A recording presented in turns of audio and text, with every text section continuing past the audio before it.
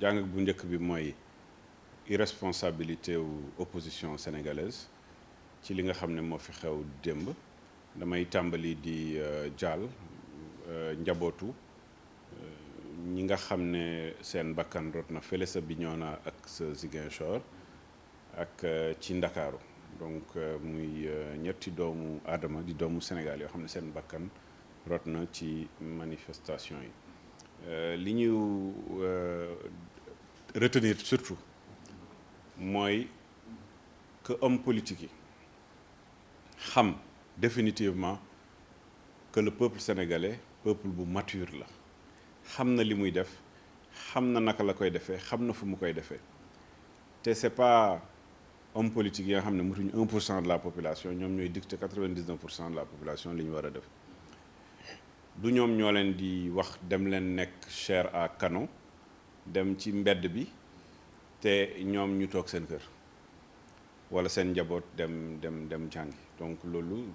lu leer la loo xam ne la également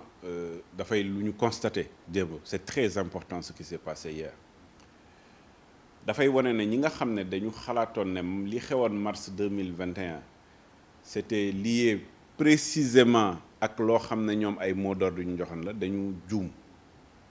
parce que contexte amoon na ñu ngi woon ci période corona ñu ngi toog ay weer nit ñi ñu confiné leen crise économique bi naturellement nga xam ne moom moo lëmb àdduna yëpp ñëw dal ci Sénégal itam donc yooyu yëpp dafa am yu boole woon mu am ay frustration yu boole ñooñu xëy na frustration yooyu lañ doon gën a génne mais su dee rek politique la dafa am lu xew. dañu waroon dem ci ay élections bi ñu waree dem ci ay élections bu ñu nee tey processus électoral Sénégal rek man ça fait quand même 22 ans 23e année maa ngi def politique doon nekk également mandataire même côté 2001 ba tey jii nii di xool administration territoriale ni muy suivre processus électoral ak état du Sénégal ni mu koy suivre nga xam ne Sénégal bokk na ci réew yi nga xam ne dañ leen ràññee ci loolu. man mi personnellement bi ñu may élire maire en 2009 opposition laa nekkoon bi ñu may élire maire en 2009 sama commune Fann Point Amitié président de la République moo fi nekkoon ak nu mu tuddati ak doomam te malgré cela ma nekk opposition élire nañ ma fii maire population yi ci processus électoral boo xam ne noonu la Sénégal laloo bi ñu demee élection ville de Dakar bii passé ki ñu élire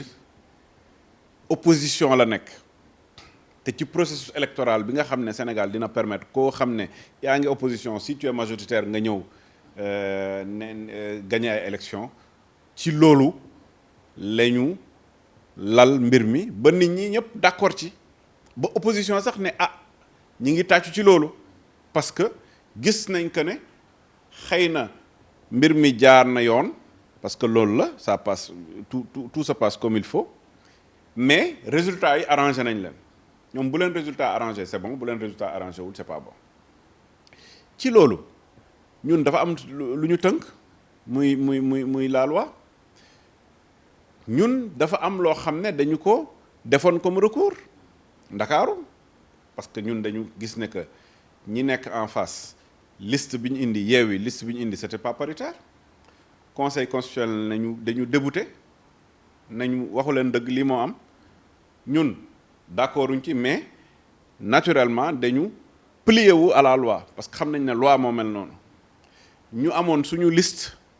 am ay titulaires am ay suppléants ñu ne ñu suppléants yi c'est pas paritaire éliminer ça ñoom ñu ne leen seen suppléants yi seen titulaires yi c'est pas bon seen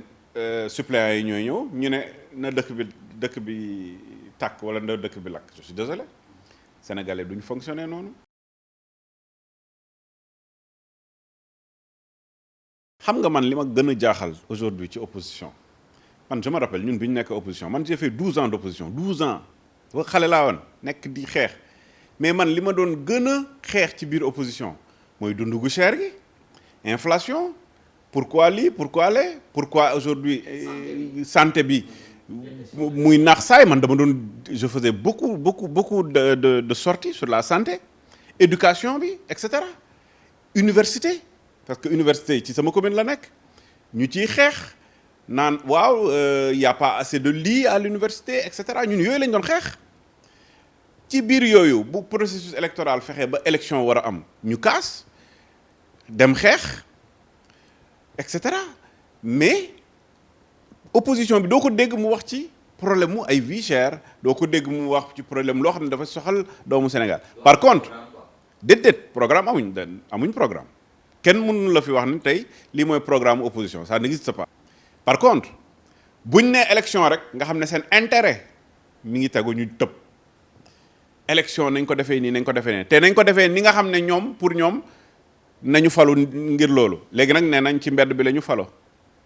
parce que tout simplement bi ñu demee élection gis nañ ko collectivité locale yi une grande partie dañ ko perte malgré ça ñu nekk di continuer am na sax yenn collectivités yu ñu gagné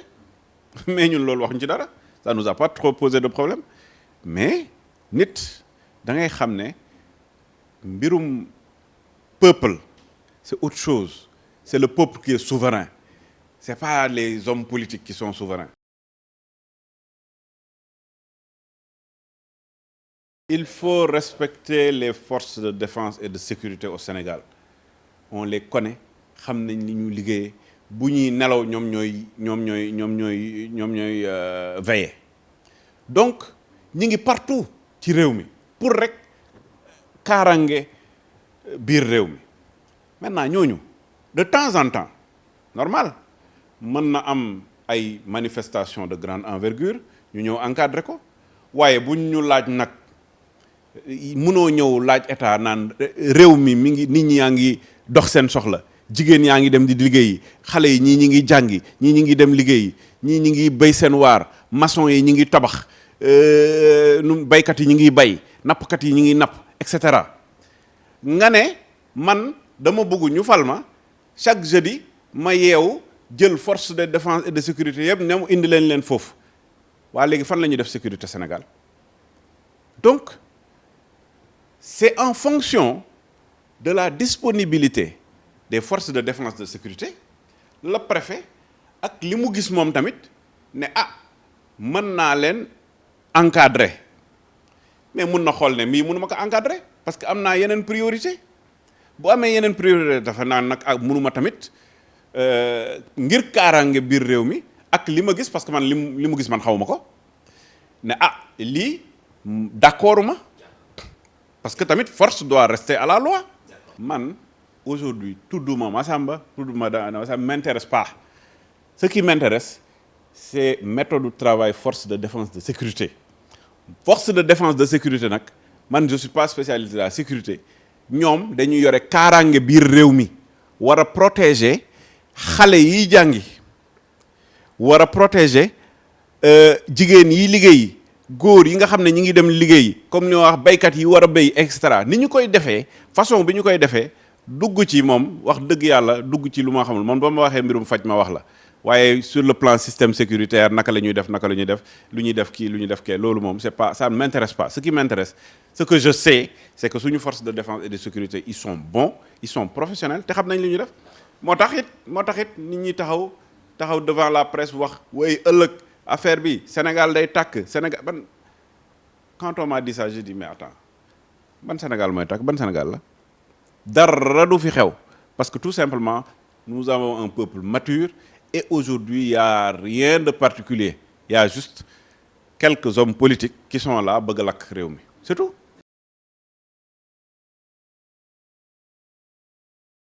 man du ma wax ne kan moo def lan parce que xaw ma xëy na buñ ne par exemple dafa am balle réelle ku ko tiré man xaw ma je ne sais pas je peux pas dire que c'est des forces de défense et de sécurité parce que fekkeewu ma gisuma xamuma man du ma wax lu ma xamul donc loolu mi ngi ci loxob ñi nga xam ne ñoom ñoo yore yoon te xam naa dinañ ko topp xool li xew loolu lu leer la maintenant en termes de responsabilité état moom responsabilité mooy fexe ba yore kaaraange biir réew mi yore kaaraange biir réew mi nag mooy protéger citoyens yi maintenant la protection des citoyens ni ñu koy defee fi muy jaar et cetera ça c'est leur prérogative et ils sont très professionnels xawma ñan la ñu wax de mais les forces de défense et de sécurité au Sénégal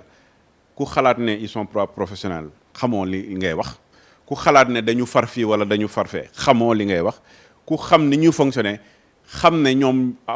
amuñ état d'âme par rapport ak naka la ñu fonctionner man def naa li may wax ni def naa 12 ans opposition li ma def opposition defuma ko ci mouvance présidentielle donc xam naa ñoom naka la ñu fonctionner par rapport ak défense ak sécurité parce que man nekkuma woon opposition boo xam ne damay toog ci salon wala toog sama ginnaaw vidéo ak yooyu j'étais sur le terrain et je voyais ñoom ni ñu doon fonctionner et vraiment c'est très professionnel.